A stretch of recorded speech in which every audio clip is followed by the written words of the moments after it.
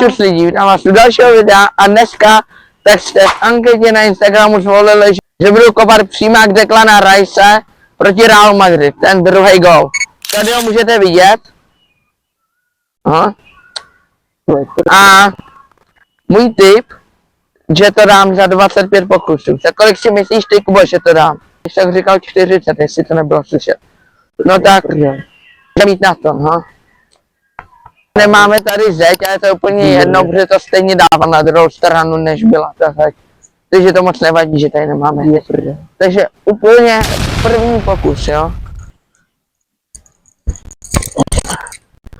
Toho! Tak, druhý pokus.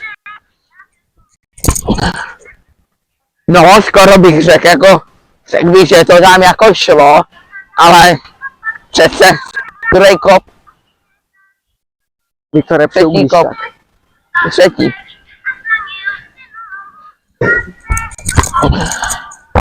No nic. Jdeme na čtvrtý pokus. Ty vogo! A to by nebyl. To moc nahoru, ta dolů to bylo. No nic, nevadí. Šestý pokus. Už potřebuji 2 ruce. Ahoj, dělaj! Ty vogo! 7. pokus.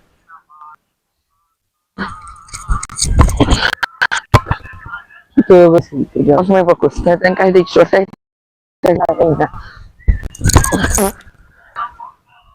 Nine pokus. Come on, man.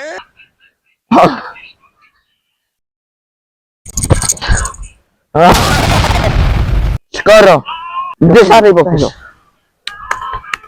Tak pojď, Kuba. Amatér. Pojď. 10. 11. pokus. Ošane! Ty vole! To možná bylo. Byl to gol, to se dostal tam tej sítě. Ono to vypadá, že to nebyl gol, jo. Ošane! Ty vole! Takže lidi, shodli jsme se s ním, že to už známe.